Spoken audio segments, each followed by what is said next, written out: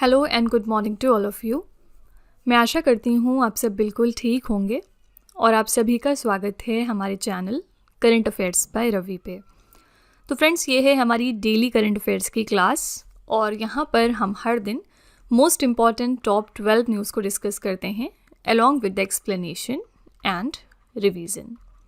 तो फ्रेंड्स, आज की क्लास में हम बात करेंगे 19 फरवरी 2026 के 12 मोस्ट इम्पॉर्टेंट करंट अफेयर्स के बारे में।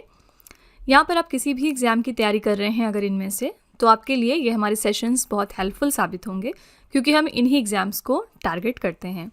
फ्रेंड्स, अगर आप पहली बार हमारे चैनल को विजिट कर रहे हैं तो ये हमारे स्टूडेंट्स का फीडबैक है। कुछ आप यहाँ पर देख सकते हैं कि बहुत सारे स्टूडेंट्स को फ़ायदा पहुँचा है हमारे इन सेशन से।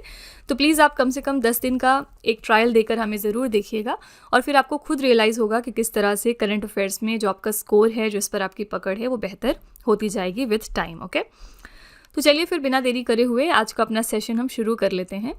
सबसे पहले यहाँ पर हम शुरुआत करते हैं क्विक रिवीजन के साथ, यानी कि हमने एक दिन पहले जो 12 करंट अफेयर्स किए होते हैं उनको यहाँ पर हम दोबारा से वन लाइनर फॉर्मेट में रिवाइज करते हैं।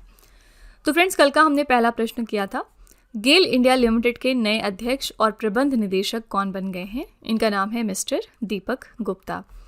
नेक्स्ट था म्यूनिक सुरक्षा सम्मेलन 2026 का 62वां संस्करण कहाँ पर संपन्न हुआ है? तो नाम से पता चल रहा है जर्मनी में। थीम क्या रखी गई थी इस इवेंट के लिए? Under destruction. भारत की तरफ से इंडिया को रिप्रेजेंट किया है हमारे विदेश मंत्री डॉक्टर एस जयशंकर ने। नेक्स्ट है, किस राज्य या फिर केंद्र शासित प्रदेश ने ज़मीनों के डिजिटल रिकॉर्ड और पहचान के लिए भू आधार योजना की शुरुआत की है? तो दिल्ली की सरकार ने। नेक्स्ट है, किस देश के वैली ऑफ द किंग्स में 2000 साल पुराने 20 तमिल ब्राह्मी शिलालेखों की खोज की गई है? तो आंसर है मिस्र में। अगला है, भारत का पहला राष्ट्रीय गौ संस्कृति संग्रहालय कहाँ पर स्थापित हो जाएगा? तो उत्तर प्रदेश के मथुरा शहर में। नेक्स्ट है, फिडे फ्री स्टाइल शतरंज विश्व चैंपियनशिप 2026 का खिताब किसने जीता है? तो मैग्नस कार्लसन ने। नेक्स्ट है, एसोसिएशन फॉर डेमोक्रेटिक रिफॉर्म्स की रिपोर्ट के अनुसार किस राजनीतिक दल को इलेक्टोरल ट्रस्ट से सबसे ज़्यादा डोनेशन प्राप्त हुआ है? तो ये है भारतीय जनता पार्टी। कुल जो इनको डोनेशन मिला है इलेक्टोरल ट्रस्ट से वो है 3157 करोड़ रुपए। अगला, institute of chartered accountants of India के नए अध्यक्ष कौन बन गए हैं? इनका नाम है मिस्टर प्रसन्न कुमार डी।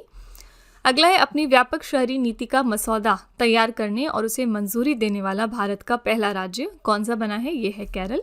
शीतकालीन ओलंपिक के इतिहास में सबसे ज्यादा 9 स्वर्ण पदक जीतने वाले पहले एथलीट कौन बन गए हैं? इनका नाम है जोहान्स होसफ्लोट क्लैबो। ये नॉर्वे के क्रॉस कंट्री स्कीयर हैं। नेक्स्ट है, फरवरी 2026 में शिक्षा के क्षेत्र में एआई समाधानों को एकीकृत करने के लिए बोधन एआई और भारत एडू एआई स्टैक को किसने लॉन्च कर दिया है? तो मिस्टर धर्मेंद्र प्रधान ने। और लास्ट प्रश्न हमने किया था, फरवरी 2026 में डेविड जे फार्बर का निधन हो गया। उन्हें किस लोकप्रिय नाम से जाना जाता था? तो इन्हें इंटरनेट के ग्रैंडफादर के नाम से जाना जाता था। ठीक है, तो फ्रेंड्स, ये हमारे most important top 12 current affairs थे कल के। अगर आप इनको और अच्छे तरीके से समझना चाहते हैं, हर क्वेश्चन की डिटेलिंग जानना चाहते हैं, तो आप हमारा कल का लेक्चर ज़रूर रेफर करिएगा। वहाँ पर हमने बहुत ही अच्छे तरीके से इन क्वेश्चंस के बारे में बात की थी।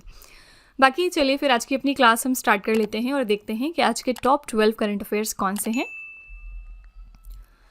तो फ्रेंड्स, वीडियो को कंटिन्यू करने से पहले बस यहाँ पर एक छोटी सी इन्फॉर्मेशन है आपके लिए। 2026 के लिए जो हमारी जनवरी मंथ की करंट अफेयर्स की ई बुक है वो वेबसाइट पर लॉन्च हो चुकी है। और इसके अलावा अगर आपको पिछले 1 साल की करंट अफेयर्स का ई बुक चाहिए जिसमें जनवरी से लेकर दिसंबर 2025 तक के सारे इंपॉर्टेंट करंट अफेयर्स हों, तो ये वाली ब्रह्मास्त्र PDF भी आपको मिल जाएगी हमारी वेबसाइट www.ravibooks.pdf.com पर। ये छोटा सा सैम्पल है हमारी जनवरी मंथ की करंट अफेयर्स की ई बुक का। आप देख सकते हैं कि 500 से ज़्यादा प्रश्न हमने यहाँ 80 से ज़्यादा पेजेस में डिस्कस किए हैं। और हमारे हर क्वेश्चन की खासियत ये होती है कि यहाँ पर हम highlights, important point, static GK और पिक्चर्स का इस्तेमाल करते हैं ताकि आपको प्रॉपर अंडरस्टैंडिंग हो सके। साथ ही हमारी ई बुक्स डाउनलोडेबल भी हैं और प्रिंटेबल भी हैं। ठीक है, तो फ्रेंड्स, अगर आप इंटरेस्टेड हैं, अगर आप हमारी इन ई बुक्स को परचेज करना चाहते हैं तो ये वेबसाइट है, आप यहाँ पर जाकर इनको ज़रूर चेकआउट करिएगा। इसके अलावा ये है हमारा मोबाइल एप्लीकेशन जिसका नाम है रवि स्टडी ऐप। आप प्ले स्टोर पर जाकर इसको अपने फ़ोन में इंस्टॉल कर सकते हैं। इसमें आपको बहुत सारे फीचर्स मिलेंगे। साथ ही यहाँ पर करंट अफेयर्स का पेड वीडियो भी अवेलेबल है जहाँ पर जाकर आप एड फ्री हमारी वीडियो देख सकते हैं। इस कॉम्बो DCA में आपको बहुत सारी चीज़ें मिलेंगी, जैसे कि यहाँ पर एड फ्री वीडियो देख सकते हैं आप फर्स्ट ऑफ ऑल। दूसरी बात, यहाँ पर आपको 15 क्वेश्चंस का टेस्ट मिल जाएगा और साथ ही 15 क्वेश्चंस की PDF भी आपको प्रोवाइड की जाएगी। और ये जो हमारा कोर्स है इसके लिए हम आपको लाइफ टाइम वैलिडिटी भी प्रोवाइड करते हैं। तो फ्रेंड्स, इस एप्लीकेशन आज का पहला प्रश्न है, किस देश के राष्ट्रपति ने प्रधानमंत्री नरेंद्र मोदी को 52वें G7 शिखर सम्मेलन 2026 में शामिल होने का निमंत्रण दिया है? तो सिंपली आपसे बस यहाँ पर ये पूछा जा रहा है कि इस साल यानी 2026 में G7 समिट के लिए कौन सा देश होस्ट था। अगर आपको सिर्फ इतना पता होता तो आप आंसर कर सकते थे। आंसर यहाँ पर हो जाएगा सी ऑप्शन, फ्रांस देश। ठीक है, तो क्योंकि फ्रांस होस्ट है तो इन्होंने हमारे प्राइम मिनिस्टर मोदी जी को इन्वाइट किया है कि वो अपने देश से फ्रांस जाएं G7 समिट को अटेंड करने के लिए। ठीक है, तो फ्रांस के राष्ट्रपति इमैनुअल मैक्रोन ने प्रधानमंत्री मोदी जी को इस वर्ष आयोजित होने वाले 52वें G7 शिखर सम्मेलन में भाग लेने के लिए आमंत्रित किया है। और क्योंकि हम जानते हैं कि जो 52वां यानी इस साल का जो G7 शिखर सम्मेलन है इसकी मेज़बानी फ्रांस कर रहा है। G7 सदस्य कितने हैं? इसमें 7 देश शामिल होते हैं, America, Canada, France, Germany, Italy, Japan और यूनाइटेड किंगडम, प्लस इसमें यूरोपीय संघ भी आता है। ठीक है, तो आपको यहाँ पर 2 बातें ध्यान में रखनी है। पहली बात यह है कि G7 समिट को इस साल होस्ट करने वाला देश फ्रांस है, और एडिशन भी याद रखिएगा कि ये इस साल इसका 52वां एडिशन है। ठीक है, तो यहाँ पर करेक्ट आंसर है सी ऑप्शन, फ्रांस। देखिए, प्राइम मिनिस्टर मोदी जी अगर किसी देश जा रहे हैं विजिट करने, या किसी और देश से कोई इंपॉर्टेंट पर्सनालिटी हमारे देश में आ रहे हैं विजिट करने, तो दोनों ही तरह के करंट अफेयर्स आपको याद होने चाहिए। पिछले दिनों जैसे कि हमने देखा था कि सेशल्स देश से 2 दिन की विजिट पर आए थे यहाँ के जो हेड हैं। इसके अलावा हमने अभी रिपब्लिक डे के अवसर पर देखा था, जो इस साल का रिपब्लिक डे थे हमारा 2026 का। सबसे पहले कौन सा एडिशन था? ये 77th एडिशन का हमारा रिपब्लिक डे था। और इस दौरान हमारे 2 गेस्ट ऑफ ऑनर आए थे। पहले यहाँ पर हैं यूरोपियन काउंसिल के प्रेसिडेंट, जिनका नाम है एंटोनियो कोस्टा। इसी तरह से आपको ध्यान में रखना होगा फ्रेंड्स, क्योंकि ये क्वेश्चंस इंपॉर्टेंट है। दूसरी जो गेस्ट आई थी, ये कौन थी? यूरोपियन कमीशन की प्रेसिडेंट, और इनका नाम था उर्सुला वॉन डर लियन। ठीक है, तो ये 2 लोग हमारे गेस्ट ऑफ ऑनर थे 77th addition of Republic day पे इस साल।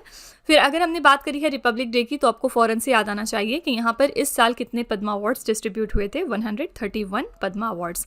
मैंने आपको सेग्रीगेशन भी याद कराया था, किस तरह से इसका सेग्रीगेशन था। 5 इसमें पद्म विभूषण थे, 13 पद्म भूषण थे, और इसके अलावा 113 पद्म श्री अवार्ड्स थे। ठीक है फ्रेंड्स, यही तरीका होता है करंट अफेयर्स को अच्छे से पढ़ने का।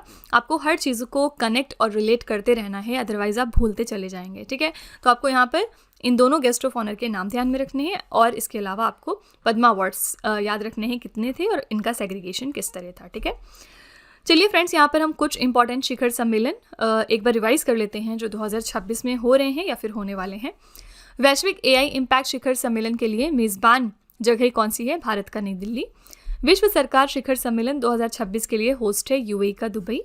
86 एडिशन का अखिल भारतीय पीठासीन अधिकारी सम्मेलन के लिए होस्ट है उत्तर प्रदेश का लखनऊ शहर। विश्व आर्थिक मंच का 56वां वार्षिक सम्मेलन हो रहा है स्विट्जरलैंड के दावोस में। 18वां एडिशन जो है ब्रिक्स शिखर सम्मेलन का, इसके लिए मेज़बान देश है भारत। ये आपका मोस्ट इंपॉर्टेंट क्वेश्चन है इस पूरी शीट में से। और याद रखिएगा, इसके पहले 17वां जो ब्रिक्स शिखर सम्मेलन था जो 2025 में हुआ था, इसको होस्ट किया था ब्राज़ील देश ने। ठीक है, अंतर्राष्ट्रीय नवीकरणीय ऊर्जा एजेंसी की 16वीं बैठक हुई है UAE के अबू धाबी में। दूसरी इंटरनेशनल ओलंपिक रिसर्च कॉन्फ्रेंस 2026 के लिए होस्ट देश है भारत। राष्ट्रीय वस्त्र मंत्री सम्मेलन 2026 के लिए होस्ट है गुवाहाटी। वीमर ट्रायंगल प्रारूप में विदेश मंत्री लेवल की बैठक हुई है फ्रांस के पेरिस शहर में। भारत विद्युत शिखर सम्मेलन 2026 के लिए मेज़बान है नई दिल्ली। संयुक्त राष्ट्र जैव विविधता सम्मेलन 2026 हुआ है आर्मेनिया के यरवन में।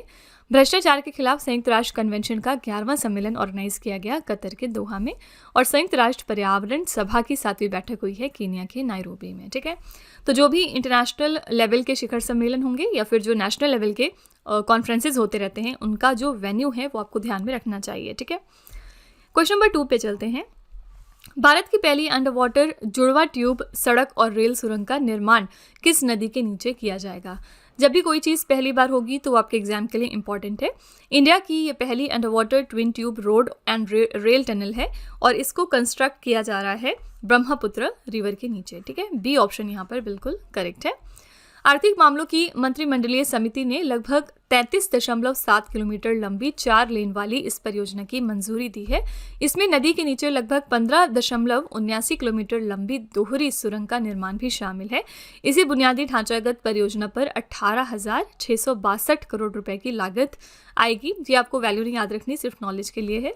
ये सुरंग असम में राष्ट्रीय राजमार्ग 15 पर स्थित गोहपुर और राष्ट्रीय राजमार्ग 715 पर स्थित नुमालीगढ़ को जोड़ेगा। ठीक है, तो आपको ध्यान में रखना है कौन से राजमार्ग को ये जोड़ रहा है और इसके अलावा ये कहाँ पर इस्टेब्लिश हो रहा है, किस रिवर के नीचे। तो आंसर है ब्रह्मपुत्र रिवर के नीचे। ठीक है, हमने अभी हाल ही में एक चीज़ और पढ़ी थी कि इंडिया के अंदर जो पहली बार हुई है, इंडिया की फर्स्ट म्यूजिकल रोड कहाँ पर बना दी गई है, मुंबई शहर में। ठीक है, लोकेशन याद रखिएगा। और यहाँ पर अब कोई भी गाड़ी अगर 60 से लेके 80 किलोमीटर प्रति घंटे की स्पीड से दौड़ाई जाएगी तो यहाँ पर जय हो की धुन आपको सुनाई देगी। आप ये यूट्यूब में भी देख सकते हैं, बहुत सारे लोगों ने इसको एक्सपीरियंस किया है और यूट्यूब पर डाला है। तो बहुत ही ये फैसिनेटिंग इवेंट है एक तरह से। जब भी कभी इस स्पीड पर गाड़ी दौड़ेगी तो यहाँ पर जय हो की धुन आपको सुनाई देगी। तो इंडिया की फर्स्ट म्यूजिकल रोड कहाँ पर बनी है, मुंबई शहर में। क्वेश्चन नंबर 3 है, BBC Indian sports women of the year 2025 का खिताब यहाँ पर किसने जीता। BBC Indian sports women of the year का खिताब जीत लिया है वेरी फेमस स्मृति मंधाना ने। ठीक है, तो भारतीय क्रिकेट स्टार स्मृति मंधाना को BBC Indian sports women of the year 2025 के रूप में चुना गया। इसमें बहुत सारी अलग अलग कैटेगरीज होती हैं, आइए देखते हैं किसको किसको क्या क्या मिला है। BBC emerging player of the year का खिताब मिला दिव्या देशमुख को, ये शतरंज की प्लेयर हैं। BBC para sports women of the year का खिताब मिला है प्रीति पाल को, पैरा एथलीट है। BBC life time achievement award मिला है अंजलि भागवत को और ये शूटर है यानी निशानेबाज हैं। ये वाला जो कैटेगरी है ये भी एग्जाम में बहुत पूछा जाता है। BBC star performer of the year रही भारतीय महिला क्रिकेट टीम, भारतीय महिला नेत्रहीन क्रिकेट टीम, भारतीय महिला कबड्डी टीम, एकता भ्यान, दीप्ति जीवनजी और प्रीति पाल। नेक्स्ट है BBC change maker of the year का अवार्ड मिला है भारतीय महिला आइस हॉकी टीम को, राजवीर कौर को, सविता पुनिया को और पानी देवी को। ठीक है, जिसमें ज़्यादा लोग आते हैं वो वाली जो कैटेगरीज होती हैं वो कम पूछी जाती हैं, लेकिन आपको ये 3 कैटेगरी ध्यान में रखना है और साथ ही ये स्मृति मंधाना वाली कैटेगरी। ठीक है, तो BBC Indian sports women of the year का खिताब मिला है स्मृति मंधाना को, बी ऑप्शन करेक्ट हो जाएगा। स्मृति मंधाना पिछले दिनों भी चर्चे में थी क्योंकि ये चौथी वुमेन बन गई हैं पूरे दुनिया की जिन्होंने 10,000 इंटरनेशनल रन बना लिए हैं। ठीक है, और ऐसा करने वाली पूरी ओवरऑल वर्ल्ड लेवल पे चौथी वुमेन है, लेकिन इंडिया के अंदर ऐसी करने वाली है सेकंड वुमेन है आफ्टर मिथाली राज। अभी तक मिथाली राज ने ये करिश्मा किया था, लेकिन फाइनली अब स्मृति मंधाना ने भी ये कर दिखाया है। ठीक है, क्वेश्चन नंबर 4 है, राष्ट्रीय राजमार्गों के किनारे भारत के पहले मधुमक्खी गलियारे विकसित करने की पहल किसके द्वारा शुरू की गई है। इंडिया का ये फर्स्ट बी कॉरिडोर है और आपको बताना है कि ये जो शुरुआत है ये किसने की है नेशनल हाईवेज पर डेवलप करने की। करेक्ट आंसर हो जाएगा भारतीय राष्ट्रीय राजमार्ग प्राधिकरण यानी national highways authority of India ने। ठीक है, तो राष्ट्रीय राजमार्ग प्राधिकरण ने परागणकारी जीवों के संरक्षण के लिए राष्ट्रीय राजमार्गों के किनारे भारत के पहले मधुमक्खी गलियारे की घोषणा कर दी है। इस पर्यावरण अनुकूल पहल के तहत 2026 और 27 में लगाए जाने वाले 40 लाख पेड़ों में से 60% पेड़ मधुमक्खी अनुकूल प्रजाति के होंगे, जिससे पूरे वर्ष अमृत की आपूर्ति सुनिश्चित होगी और राजमार्गों के सतत विकास को बल मिलेगा। ठीक है, तो NHAI यानी कि national highways authority of India जो है वो डेवलप कर रहा है इंडिया का पहला bee corridor along the national highways. क्योंकि यहाँ पर हमने बात कर ली नेशनल हाईवेज की, तो थोड़ा सा आंसर यहाँ पर क्लियर हो जाता है कि यहाँ पर भारतीय राष्ट्रीय राजमार्ग प्राधिकरण ही इसमें इन्वॉल्व होगा। ठीक है, अच्छा आपको बताना है कि इंडिया का पहला वाइल्ड लाइफ सेफ रोड कौन सा है। इंडिया का पहला वाइल्ड लाइफ सेफ रोड बन गया है हमारा NH45। कहाँ पर है ये मध्य प्रदेश में लोकेटेड है। ठीक है, यहाँ पर एनिमल ह्यूमन जो कॉन्फ्लिक्ट होता है उसको बेसिकली 0 किया गया है। तो इंडिया की ये first wild life safe road है जो कि है NH45। ओके, क्वेश्चन नंबर 5 है, PM नरेंद्र मोदी और फ्रांस के राष्ट्रपति इमैनुअल मैक्रोन ने भारत की पहली निजी क्षेत्र की एयरबस H125 हेलीकॉप्टर की अंतिम असेंबली लाइन का उद्घाटन कहां पर किया है। तो प्राइम मिनिस्टर मोदी जी ने फ्रांस के प्रेसिडेंट इमैनुअल मैक्रोन के साथ मिलकर इंडिया की पहली private sector final assembly line Airbus H125 helicopter का इनॉग्रेशन कर दिया है कर्नाटका के वेमगल में। ठीक है, बी ऑप्शन यहाँ पर करेक्ट है। प्रधानमंत्री मोदी जी और फ्रांस के राष्ट्रपति इमैनुअल मैक्रोन ने वर्चुअल माध्यम से भारत की पहली निजी क्षेत्र की हेलीकॉप्टर निर्माण सुविधा का उद्घाटन कर लिया। एयरबस H125 हेलीकॉप्टर जो हैं इनकी फाइनल असेंबली लाइन कर्नाटका के कोलार स्थित वैमगल औद्योगिक क्षेत्र में बेंगलुरु के पास स्थापित की गई है। ये सुविधा शुरू में प्रतिवर्ष 10 H125 हेलीकॉप्टरों का उत्पादन करेगी और घरेलू एवं निर्यात बाजारों की ज़रूरतों को भी पूरा करेगी। ठीक है, करेक्ट आंसर यहाँ पर है बी ऑप्शन, कर्नाटका के वैमगल में इसका इनॉग्रेशन हो गया है। यहाँ पर हम प्लेन की बात कर रहे हैं तो महाराष्ट्र राज्य के रिगार्डिंग आपको एक करंट अफेयर्स याद रखना है कि यहाँ पर जो डेप्यूटी सीएम थे अभी तक मिस्टर अजीत पवार, एक प्लेन क्रैश में इनका निधन हुआ है, जिसके बाद यहाँ पर डेप्यूटी सीएम अब बन गई हैं मिस सुनेत्रा पवार। ठीक है, और इसी के साथ खास बात क्या है कि सुनेत्रा पवार महाराष्ट्र राज्य की पहली वुमेन डेप्यूटी चीफ मिनिस्टर बनी हैं। ठीक है, क्वेश्चन नंबर 6 है, विश्व मानव विज्ञान दिवस 2026 हमने कब मनाया? वर्ल्ड एंथ्रोपोलॉजी डे हमने सेलिब्रेट किया है 19 फरवरी को। ए ऑप्शन करेक्ट हो जाएगा। विश्व मानव विज्ञान दिवस फरवरी के तीसरे गुरुवार को मनाया जाता है। इस वर्ष ये 19 फरवरी को मनाया गया है। तो आपको याद में ये रखना है कि वर्ल्ड एंथ्रोपोलॉजी डे जो है होता है आपका, ये हर साल सेम डे को नहीं पड़ता है, बल्कि हर फरवरी में जब भी कभी तीसरा गुरुवार आएगा, थर्ड थर्सडे, उस दिन हम इसको सेलिब्रेट करेंगे। तो इस साल हमने ये 19 फरवरी को मनाया है। ये दिवस मानव विज्ञान के अनछुए क्षेत्रों को सम्मानित करने और आम जनता को इसके बारे में शिक्षित करने के लिए समर्पित है। इस साल के लिए हमने थीम रखी है सेलिब्रेट, इंगेज एंड इंस्पायर। ठीक है, करेक्ट आंसर यहाँ पर हो जाएगा ए ऑप्शन, 19 फरवरी को हमने मनाया है वर्ल्ड एंथ्रोपोलॉजी डे। यहाँ पर ऑप्शन में है 15, 17 और 20 फरवरी। 15 और 17 फरवरी को तो एज सच कोई खास डे नहीं होता है, लेकिन 20 फरवरी को आपका होता है world day of social justice. हम लोग इस दिन जस्टिस के बारे में बात करते हैं। और इसके बाद यानी 21 फरवरी को आपका होता है इंटरनेशनल लेवल का मदर लैंग्वेज डे। ठीक है, तो जितनी भी कंट्रीज़ हैं वहाँ पर जो भी मदर लैंग्वेज है उसको बेसिकली ऑनर करने के लिए हम मनाते हैं international mother language day. Okay, 21 फरवरी को। यहाँ पर चलिए हम फरवरी 2026 के कुछ इंपॉर्टेंट डेज रिवाइज कर लेते हैं जो ऑलरेडी बीत चुके हैं। भारतीय तटरक्षक बल का 50वां स्थापना दिवस हुआ है 1 फरवरी को, क्योंकि इसकी स्थापना 1977 में 1 फरवरी को हुई थी। विश्व आर्द्रभूमि दिवस, ये बहुत ज़्यादा एसएससी में पूछा जाता है। वर्ल्ड वेटलैंड्स डे, और ये हम मनाते हैं 2 फरवरी को हर साल। इस साल के लिए हमने थीम रखी थी wetlands and traditional knowledge celebrating cultural heritage. विश्व कैंसर दिवस होता है 4 फरवरी को। इस साल की थीम है यूनाइटेड बाय यूनिक। महिला जननांग विकृति के प्रति शून्य सहिष्णुता का अंतर्राष्ट्रीय दिवस हम मनाते हैं 6 फरवरी को, और इस साल की थीम है towards 2030 no end to FGM without sustained commitment and investment. अंतर्राष्ट्रीय मिर्गी दिवस 9 फरवरी को होता है, और मैंने आपको बताया था कि ये भी दिन जो है ये स्पेशल डे किसी दिन नहीं मनाते, बल्कि फरवरी के दूसरे सोमवार को हर साल होता है। और थीम इस साल के लिए हमने रखी #एपिलेप्सी प्लेज। विश्व दलहन दिवस हमने मनाया 10 फरवरी को, और थीम थी इस साल की pulses of the world from modesty to excellence. विज्ञान में महिलाओं और लड़कियों का अंतर्राष्ट्रीय दिवस हमने मनाया 11 फरवरी को। इस साल की थीम है साइनर्जाइजिंग AI, social science, stem and finance, building inclusive futures for women and girls. विश्व रेडियो दिवस हम मनाते हैं 13 फरवरी को। इस साल की थीम है रेडियो एंड आर्टिफिशियल इंटेलिजेंस। इसके अलावा राष्ट्रीय महिला दिवस हमने मनाया 13 फरवरी को इस साल, और इस साल सरोजिनी नायडू जी की 147वीं जयंती थी। ठीक है, तो फ्रेंड्स ये थे कुछ इंपॉर्टेंट डेज फरवरी 2026 के। इनका आप स्क्रीनशॉट लेकर रिवाइज करते रहिएगा। यहाँ से बहुत सारे क्वेश्चंस आप अपने मॉक टेस्ट और एग्जाम्स में देखेंगे। क्वेश्चन नंबर 7 है, केंद्रीय मंत्री शिवराज सिंह चौहान ने किसानों के लिए AI आधारित डिजिटल सहयोगी प्लेटफॉर्म भारत विस्तार का शुभारंभ कहाँ से किया है? तो हमारे मिनिस्टर शिवराज सिंह चौहान जी ने लॉन्च कर दिया है AI based digital companion platform, जिसका नाम है भारत विस्तार फार्मर्स के लिए, और इसको लॉन्च किया गया है राजस्थान के जयपुर से। ठीक है, प्लेटफॉर्म का नाम है भारत विस्तार, जहां पर विस्तार का फुल फॉर्म है virtually integrated system to access agricultural resources.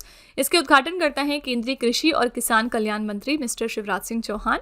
ये प्लेटफॉर्म किसानों को मौसम, मंडी भाव, फसल प्रबंधन और सरकारी योजनाओं की जानकारी एक ही जगह से प्रदान करेगा 155261 नंबर की हेल्पलाइन के माध्यम से। ठीक है, तो यहाँ पर याद रखिएगा कि इसको लॉन्च किया है शिवराज सिंह चौहान जी ने। कहाँ से? राजस्थान के जयपुर शहर से।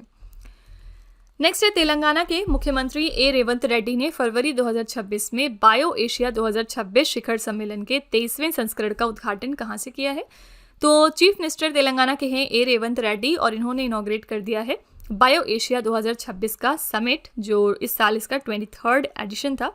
कहाँ से? ए ऑप्शन, हैदराबाद से। ठीक है, तो ये 2 दिन का वैश्विक सम्मेलन है। हैदराबाद अंतर्राष्ट्रीय कन्वेंशन सेंटर में इसको आयोजित किया गया है, और इस इवेंट के लिए हमने थीम रखी है take bio unleashed AI automation और लाइफ साइंसेस में क्रांतिकारी बदलाव। ठीक है, करेक्ट आंसर हो जाएगा ए ऑप्शन यहाँ पर हैदराबाद। बायो एशिया से यहाँ पर आपको तुरंत याद आना चाहिए बायो फार्मा शक्ति मिशन। ये क्या चीज़ है? इस साल के बजट में ये बहुत ज़्यादा बात हुई है इस टॉपिक के बारे में, और मैंने आपको बजट वाली वीडियो में ये बताया भी था डिटेल में।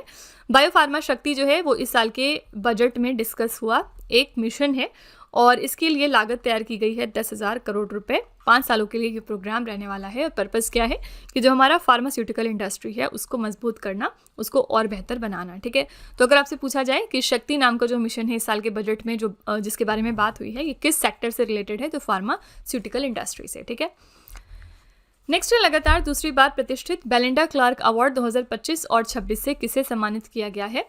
ये बेलिंडा क्लार्क अवार्ड जो है ये ऑस्ट्रेलिया का एक बहुत ही फेमस अवार्ड है, और दूसरी बार लगातार इसके लिए विनर हैं Annabel Sutherland. D option correct है, इनका पिक्चर आप यहाँ पर देख सकते हैं।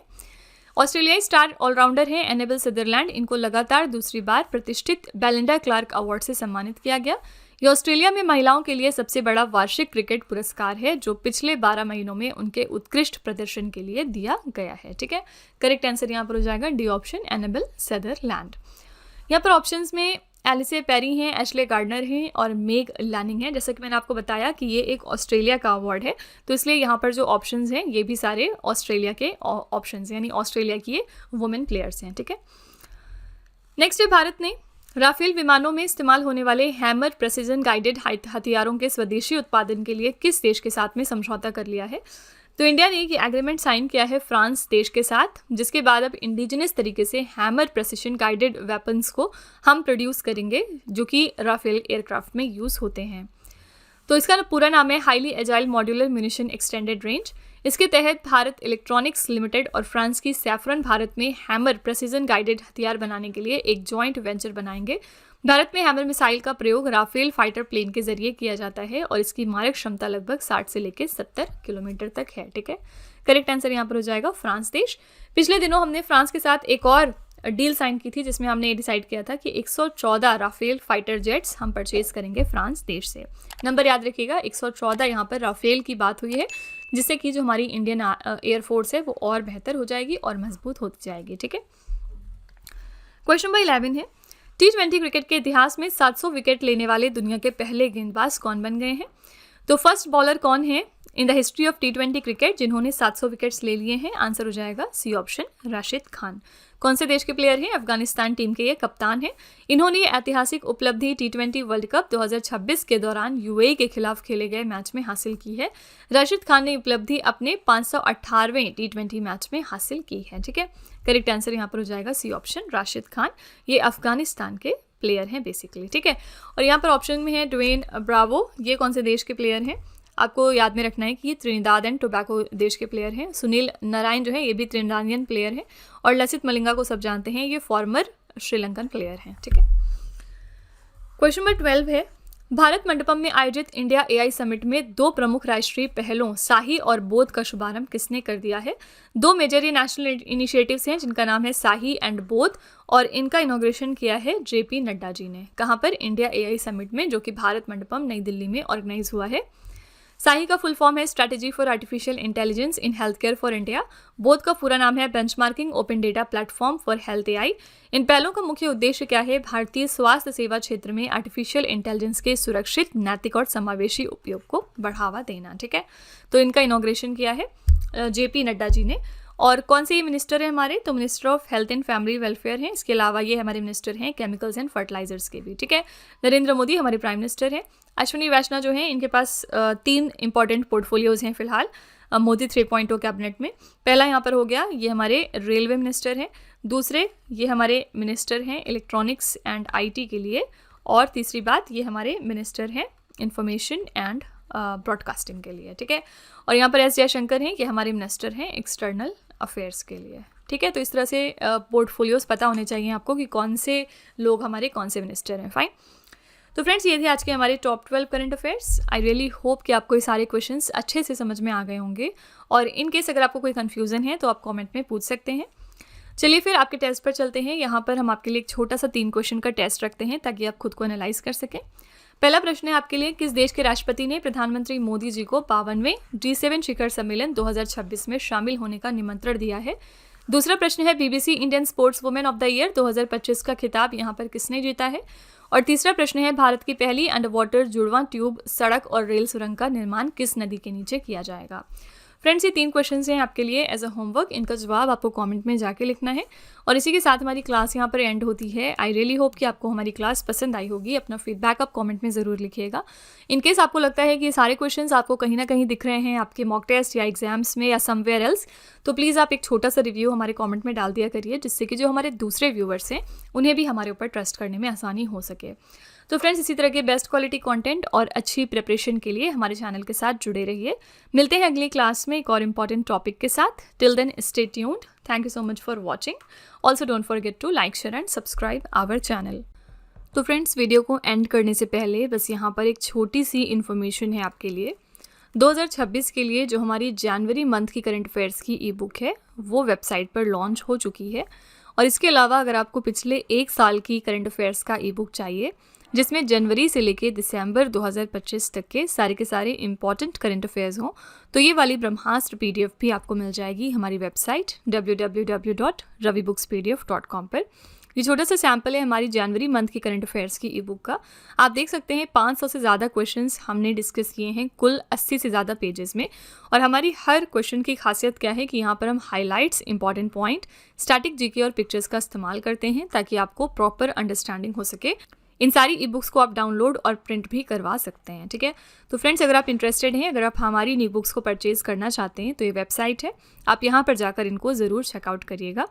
इसके अलावा ये है हमारा मोबाइल एप्लीकेशन जिसका नाम है रवि स्टडी ऐप। आप इसको भी प्ले स्टोर पर जाकर अपने फ़ोन में इंस्टॉल कर सकते हैं। इसमें आपको बहुत सारे अलग अलग फीचर्स मिलेंगे। साथ ही यहाँ पर करंट अफेयर्स का पेड वीडियो भी अवेलेबल है, जहाँ पर जाकर आप हमारी वीडियो को बिना ऐड के देख सकते हैं। यहाँ पर आपको बहुत सारी चीज़ें मिलेंगी इस कॉम्बो DCA में, जैसे कि यहाँ पर आप वीडियो देख सकते हैं first of all ad free. दूसरी चीज़, यहाँ पर आपको 15 क्वेश्चंस का टेस्ट मिल जाएगा और यहाँ पर 15 क्वेश्चंस की आपको PDF भी मिल जाएगी, सब कुछ ऑर्गेनाइज्ड वे में। और इसके अलावा हम आपको लाइफ टाइम वैलिडिटी भी देते हैं इस कोर्स की, ठीक है।